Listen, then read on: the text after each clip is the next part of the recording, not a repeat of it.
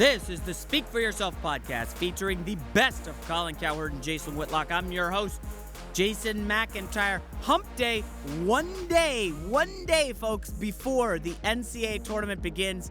If you need me, I'll be on my couch with multiple TVs and multiple computers going. We're dark the next 2 days. But first, Terrell Owens showed up today on Undisputed, and Colin believes it will hurt his Hall of Fame chances by rocking a homemade Hall of Fame jacket.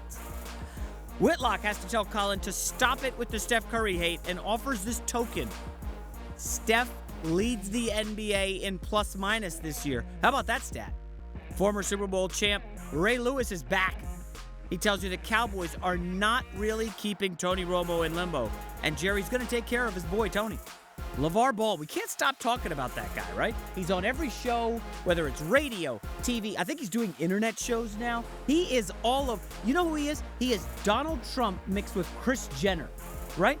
Irrational confidence, blows up stuff. I mean, when the guy's talking about being able to shut down Michael Jordan, remember, this was when Jordan was scoring 30 a game with the Bulls.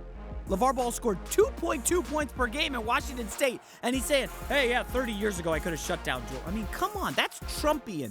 That's what it is. Aaron Rodgers will not be surprised or disappointed in the Green Bay Packers offseason because that is how they build their team, says former Packer and Fox Sports analyst Greg Jennings. Ready for Speak For Yourself? Cowherd and Whitlock, take it away. All right, welcome to the show. Colin thinks Steph Curry is no longer a franchise player. And Jason thinks Kobe is to blame for the latest Laker disaster. You do. Speak For Yourself starts right now. Ray Lewis in the house. Well, what about Greg Jennings in the house? Look, man, I'm a Ray Lewis homer. Everybody knows that. All right, hello and welcome. We're joined today by Hall of Famer, future Hall of Famer, Ray Lewis, and Fox NFL analyst and a Super Bowl champion, Greg Jennings. Let's start with Terrell Owens, who was in the building today making an appearance on the Undisputed this morning, where he discussed his failure to make the Hall of Fame for the second year in a row. They've moved the finish line every time that I've come up. It was too many passes dropped, too many teams. What sense does that make? My numbers speak for themselves. Like this says right here, earned. I've earned it. For every person that he says something negative about me, I can pull you aside, and here's two people to that one person that I've said great things about, but nobody has ever said these things. But when you make your own Hall of Fame quote, it's going to come off as a little presumptuous to some of the current Hall of Famers. Okay, well, that's... Like you're not in yet, okay. and maybe you will be someday, and yet... But again, this is not about me getting into the Hall of Fame, because I addressed it earlier. This is in defense of my character. Colin, did T.O. help himself this morning with his Hall of Fame case? I don't think that jacket was good. It's terrible. That just, I mean, for people that are in the Hall of Fame, that jacket is sacred. Mm-hmm. It signifies, there's like 300 people in the history of the game in the Hall of Fame. You can be great and not get in there. Andre Reed was great and didn't get in there. Mm-hmm. So I think that comes, sometimes you tell a joke and it's just flat. I think he's trying to make a point and it didn't work. I thought it hurt his case. It's disrespectful. I take the Hall of Fame so seriously because as a kid, it was my dream, and clearly I fell short of that. but no, seriously, I really do. I have a great respect for Hall of Fame football players. Yeah. You couldn't pay me to make a jacket. I'm talking about now, and I'm a clown. I clown on TV. You couldn't pay me to disrespect the football players that are actually a part of the most elite fraternity in sports. And I say that, and no baseball people's heads are exploding. But to me, there is no more elite fraternity than the Hall of Fame. He has disrespected it. He doesn't know what team he's trying to join. It's the guys in that fraternity. Well, he's never been the argument against him, the argument for him is he's great. The argument against him, he's not a good teammate. Isn't it ironic he's trying to join another team? He's being a poor teammate? Like, the Hall of Fame is about, are you a guy that other Hall of Famers feel that you're part of the club? So the all-time bad teammate, his signal to me, if I'm a Hall of Famer, is he's still a bad teammate. Okay, so here's my take on it. I say no, he didn't help his chances today, but he didn't come on trying to help his chances of whether or not he should be inducted into the Hall of Fame. Why'd he go on? He went on because guys had been jabbing at his character, how he presented himself to other teammates. Number one, have you ever seen anybody as well prepared handing out documents saying that? Yeah, look, Johnny Cochran. I saw Johnny Cochran, and OJ was guilty. And he got off. I understand that. My point is, a lawyer representing himself. My point is that's a bad stance to take when you have to represent yourself. But when you listen back and forth of people jabbing at you as a person, emotionally, it wears on you. T.O. has always worn his emotions on his sleeve. He has never taken a back seat of sharing how he feels about anything. I think what he was trying to do today was to allow us to see inside of him of, dude, I'm a person. It hurts. Yeah, but that's what he's trying to do. But that's who he is. But I don't think it landed like he thought it. It may not have landed because we always look at the negative, but his numbers, like he said, my numbers speak for myself. So he didn't come in here trying to talk about what I've done on the football field. I'm trying to lose weight. I'm still overweight. Which is where he should Road to hell, paid with good intentions. He should focus on what he's saying, but I don't think he's listening. He's saying it, but he's not listening. If your numbers speak for themselves, then let them speak for themselves. Mm-hmm. No more, don't have that discussion no more. Which you said something really interesting. Like he's trying to fight the wrong teams right now. The people in the media and everybody who's saying what they're saying about you, who cares? They don't have a vote. They don't dictate if you're going to get in or not. They have an influence. Well, they have a voice. When I say a voice, I'm talking about what you're talking about, his character, the people who's coming at him, the people he was trying to say was coming at him. What I'm telling him is, listen, go home, love your family, love your kids, and live your life. Disappear from wanting to always prove your point. To me, that jacket was about proving his point.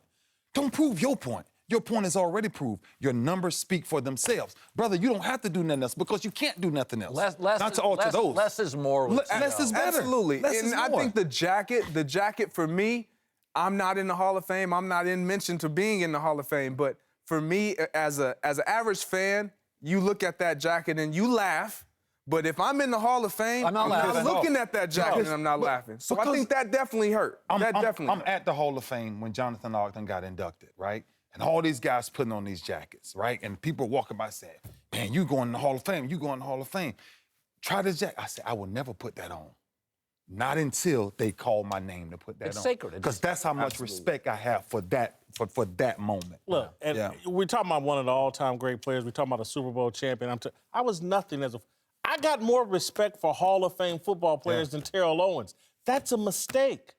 Terrell, if he wants to join that fraternity, again, raise a Q. I don't know if you're in a fraternity, but again, it's like he's worried about what the Kappas are saying instead of worried about what the Qs and the fraternity he's actually trying to join are saying. I totally get your point. And so he is disrespecting the men that he wants to join by putting on their jacket, putting on their brand. He ain't earned that yet.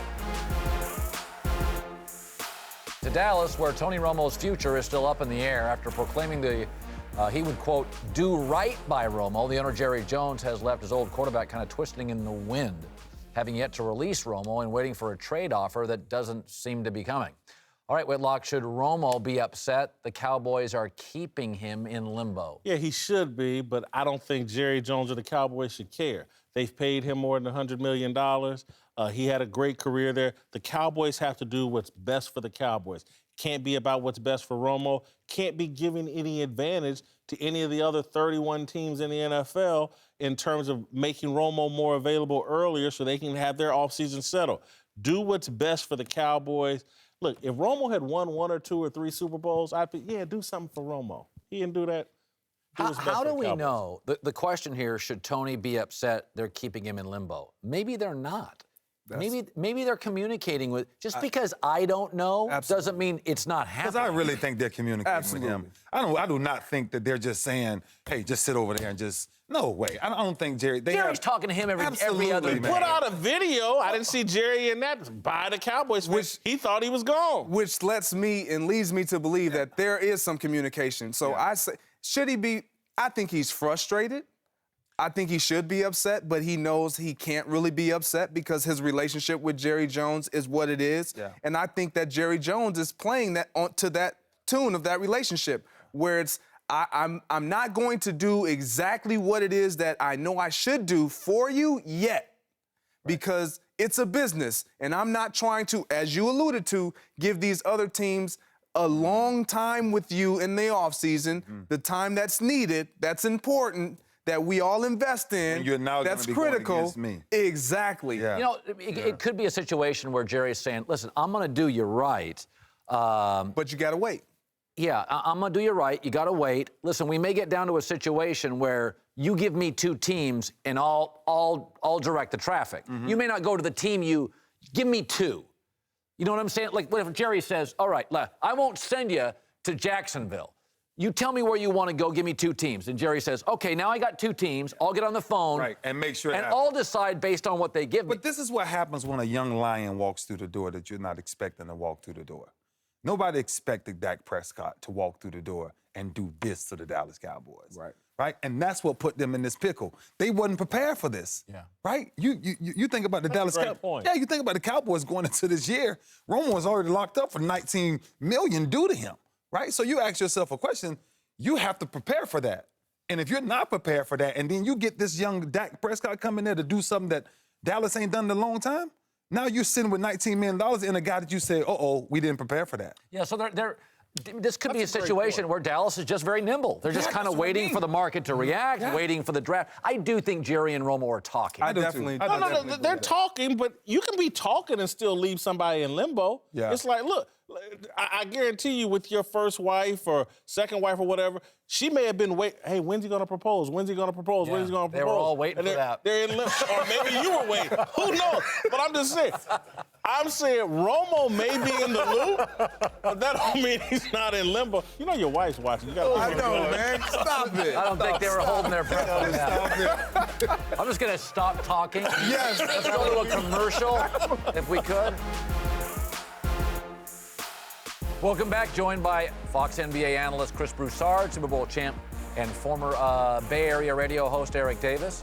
You may get back on the air, but who'd want to? It's time for Who's Best, presented by America's Best Contact and Eyeglasses. Let's move to the Warriors, who got a much-needed win over the lowly Sixers last night, and barely. Even still, Golden State had to overcome a third-quarter deficit to eke out the win, and Steph Curry had another bad shooting night, which has become now the new normal. All right, Jason, is Steph Curry to you still a franchise player? Colin, quit it. I damn near wanted to strangle you on the radio today. Just stop. I watched the beginning of your show. Stop. Of course. The man's won 2 MVPs. He was terrific last year. He's taken a step back this year with his shooting. You know who leads the league in plus minus? When they're on the court, their team has more advantage. Steph Curry.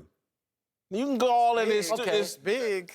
Look, 778 plus minus. That's 300 more than your man LeBron, look, LeBron's the best player in the NBA. I get it. Yeah. Steph Curry has backed up. He's not, but is he still a franchise player? Okay, Draymond Green's 4th and he averages 9 a game. I wouldn't go crazy on that. Well, you should have watched last night instead of being at that hockey game. Draymond Green was awesome last night. He's the reason they won. First of all, let's define franchise player. Define it for me. Franchise player is a guy that people show up and want to see. Wait, so you're talking about popularity? I'm talking about franchise player. I'm talking about show basketball. up and want to see, and a guy that makes night in, night out, dictates whether or not you win or lose. Plus minus is an indication of that. Okay. A guy who's is a Chris weapon. Paul a franchise player? The hell no.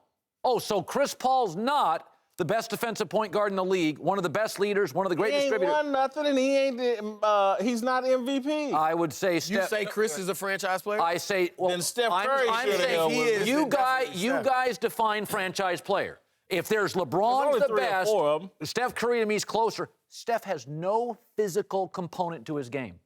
There's none. But the game has changed. Exactly. The game's not as physical as it was. Look, there are 2 players. How many players are in the NBA right now in their prime who have proven they can lead a team to a championship? About 6, 5. 2. LeBron and Steph. That's it. KD Yeah, he's the Warriors' best player. He has yet to prove he can lead the team to a championship. James Harden hasn't proven it. Wade's old, Dirk's old. 2 players. So Steph is still, you're going to kill 4 great years on 7 games? First of all, 7 games? I'm calling him, I'm saying he's an all-star. There's only like 20 in the league. No, he's more than an all-star. But he's a franchise guy. He's not LeBron, but he's more than an all-star. Is he Kanye Westbrook? What do you mean? Oh, interesting. A guy, by the way, who had a star, but franchise guy. Westbrook is not taking it. But a franchise guy is someone, as you said, people want to show up. That's part of it. People want to show up and watch you play, but you show up night in and night out, and you are able to do what we're all talking about. Take your team to that next level. You want your team to be contending for championships. That's what a franchise player is supposed to be. Someone that puts you in position, you build things around, and they put you in position to compete for championships consistently. And he's taken a step back to average 20. Okay? No, to average 25. Yeah, so I'm saying... This is the second highest scoring season of his career. So you look at what he's doing right now. He's not playing as well as we know that he is capable of playing, and he's still that type player. Let me tell you why. If you remember last year, when we got into the playoffs and we started talking about, why does he back up in the playoffs a little bit? Why in the NBA Finals is he not as effective? And my point then was, Steph Curry plays at such a hard level during the regular season, and everybody else leaves a little extra gear to go to in the playoffs, and they step up, and he's still playing at the same level. I think this year, Steph Curry is slowed down just a touch, so he has an extra gear to go to come playoff time. I think that's the difference you see. He is in field goal percentage and 3 percentage. He has gone from 1st to 11th among point guards. He has taken a step back as a player. But why so you think he's out of his prime I now, think or from what? LeBron devouring him in the finals to KD, he gets to practice with KD and realizes, I'm not KD. No. I think what's happening right now... mentally, he's not the same player. You talked about the physicality of what's happening. I think people are just getting on him more. And it's kind of... What Steph... the way I'm going to liken Steph is Gretzky. And you look at what Gretzky was always capable of doing, but he always had the bullies around to protect him and take care of him. Right. They didn't do as much of that in the playoffs last year. Some of what Whit is saying, I'm thinking about it makes sense. He may be pulling back a little bit, but I think they're going to protect him more. He's going to get more space and he'll get back. When KD showed up, you don't have to cut as hard and move as hard. The spacing on the court is so good and so strong that he could afford to pull back a little bit because you don't. And now that KD's gone, if you remember Reggie Miller in his prime, he was always cutting and diving and slashing and running all around the court. It took a lot of energy for Reggie to get those open shots. Steph isn't doing as much of that. I think he wants an extra gear come playoff time. I don't know if he's going to be great in the playoffs, but I think he'll be better than he's been. Can I show you a piece? I want to show you a piece of video from your franchise guy last night against the great Philadelphia 76ers. Watch this. Here's a franchise player for you. This is an inbounds play. Roll this tape here. All right. Okay, watch this. Well, that's a heck of a franchise player. Could we not? Oh, my God. Oh, my God. Wait a minute, man. Why are you trolling, man? Can we not do that with every player? Come on. All right. And T.J. McConnell is pretty tough. All right, welcome back to the show. Ray Lewis, Chris Broussard are back. Let's move to LaVar Ball, who made news again this week, demanding a $1 billion shoe deal for his son, UCLA star Lonzo. LaVar has drawn a lot of criticism for his aggressive approach in the media, but as SB Nation says, despite his outlandish behavior, LaVar is a good sports dad because, quote, Lonzo will always have one cheerleader who believes in him unconditionally. That's supposed to be your mother, by the way. Colin, is LaVar Ball a good sports dad? Let's see. He's got 3 kids who love basketball, who appear to love their dad, and they're all getting scholarships to UCLA. What's bad about that? No, that's a good dad. Yeah. We're talking about a sports dad. Is he a good sports dad? They're playing at the highest, the Division I level. By the way, I would argue in a sport that AAU basketball, it's hugs, kisses, rainbows, that dad putting a little pressure on the kid, not the worst thing. A little is the key word. Do you think this is a little pressure? Yes, I don't think it's overwhelming. Guess what? Well, that's funny. Ray Lewis's career. Ray Lewis had to struggle through a tough early life. Oh, it's funny, raised great. Isn't that funny how the great athletes all had roadblocks and obstacles? Oh, so the dad's a roadblock and an obstacle, and that's good. No. What I'm saying is the dad is adding a element of pressure. We don't like that. I'm a parent. I want my kids to go here and be safe. You know what? If you look at our lives, all of our lives, I can't speak for you, you're probably a rich kid, but I know us. And guess what? We didn't have ideal childhoods. Yeah. So I'm scared to death because he comes out and said, my kid's the next Steph. Who cares? He sounds like pressure. Kris Jenner. He sounds like he wants to use his kids, push them to celebrity so he can also build his own celebrity. Again, I think good dad. Yeah, he's stable home, stable marriage, 3 kids that seem to be doing well athletically, says the mom's in charge of athletics. But again, it's a long journey. I've seen the helicopter parents and their kids and this kind of celebrity and how it plays out over the long haul. Looks good right now, but I don't know if these are the proper seeds that are being planted. I'm with Colin right now because, look, if these kids don't go any further, Lonzo's going to be in the NBA. If the other 2 just play at UCLA, that's a good sports dad. I mean, most parents don't get their kids that far in sports. So great, they won the genetics lottery. I'm going to applaud. No, because he wasn't a great player. Exactly. He was a Most dads aren't 6'6" and played Division I basketball. He played Division I for a hot minute. And the mom played college basketball, and she's 6 foot. That's not most parents. The story's still being written. That's all there is to it. Right now, he looks like Richard Williams. It worked out for him. Earl Woods, it worked out for him. Obviously, Jenner, the negative parts. Well, Jennifer Capriati, her dad pushed her. It didn't work out. Well, by the way, Jennifer Capriati had a heck of a career. For a minute. It was short-lived, though. Listen, she had some problems. Look, I'm going to go on the side of Colin. Simply because I have 4 sons, right? And the one thing that I tell my sons is, if I push you the way Mr. Ball is pushing his sons, then when you get out there, there's no other challenge out there. Just go do what you do. I think what he's created was a whole different psyche that when his kids step out, there's one thing I love to see about fathers. I love to see fathers that I don't think enough fathers get enough appreciation on what he's doing, because you got to spend time developing what he's developed with those kids. He's spending a lot of time. Listen, man, and that's the investment. Or not. And that is the investment. So if you ask the question, is he a heck of a sports dad? Heck yeah. I mean, I'm saying that purely from this fact. Forget what happened or what I did. I'm telling you, I would have cried if my father would have came to one of my freaking games. But for him to train his sons the way he's training his sons, listen, and now, why should he back off when everybody else is doing it? Everybody else is making billion-dollar contracts and all these different things. The bottom line, bro, is when you see this man's kids, they're young, they're a young him. They look, whatever he didn't do, his kid's gonna do. You know, also, can I say this? You can really, they always say you can judge a guy by how he golfs. Go golf with a guy. Tell you a lot about a guy. Yeah. Let me tell you something. When I watch Lonzo Ball play, he's a giver. He's a community player. Yeah. He plays with joy. Now, that's not everything.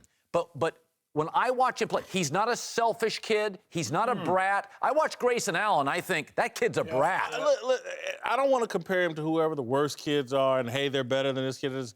I just want to go back to an analogy that I may have to explain to you after the show. This smells like Suge Knight, all up in the videos. And I'd rather have P. Diddy, who played the background, and let Biggie be the star rather than Suge Knight up in every video. Hey, look at me, trying to overshadow. And because he pushed Dr. Dre and he pushed Okay, wait. Get out of the video. Wait. So let me say this.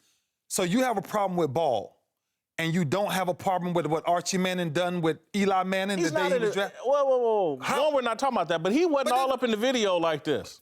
He basically said that he wasn't going he was not going to get drafted to San Diego. Did Archie They made sure he wasn't drafted to San Diego. He's better than Joe Montana. He's Hold gonna on, be better what's than worse? What Archie did is much worse than just talking stuff. No.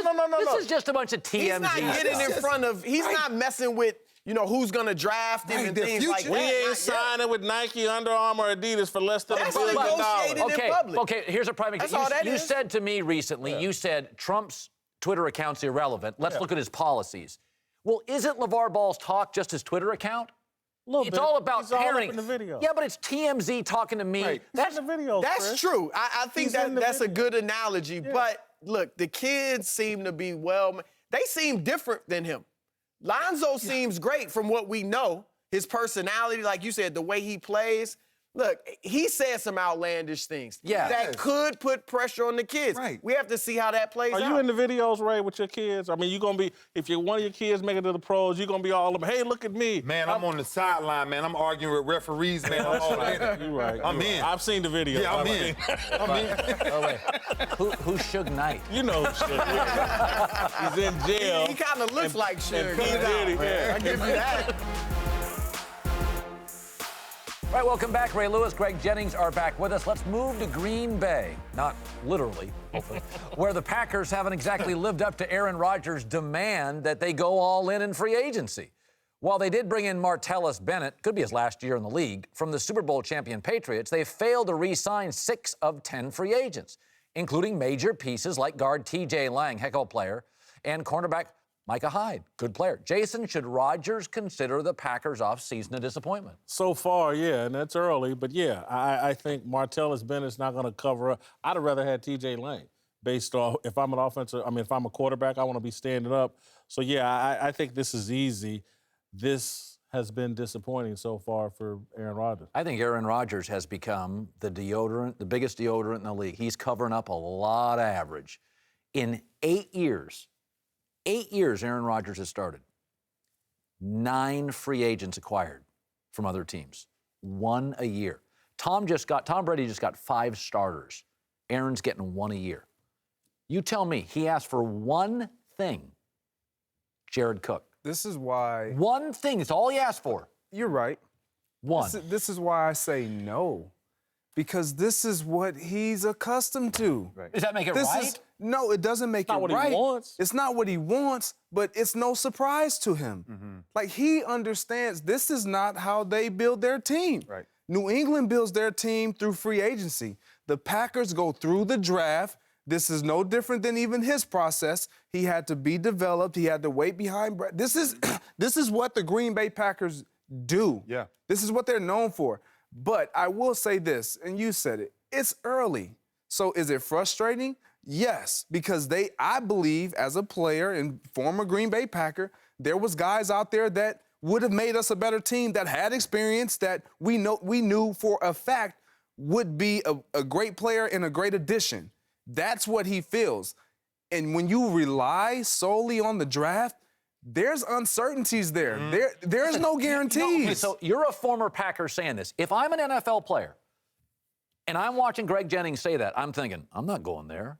But the players want to go where they can play with other. You didn't go to the Miami Hurricane. You went there because they had other great players. That's why guys go to Ohio State. You don't want to go to Purdue and have to. Now, you didn't get the opportunities, but ultimately, players want to go. We see it every recruiting year in college. You want to go and play with other great players. Mm-hmm. New England. Yeah, but I wouldn't say that he's disappointed in the offseason. Now, what I would say is watching the NFC Championship personally and watching the Green Bay Packers, I would think they would have went a lot more aggressively defensively. They just didn't even compete. I mean, I just didn't see no moves defensively from the linebacker position to the D-line position to the secondary that you have to bring in something different. You know, Green Bay, you saw Aaron them can score as many points as they want to score.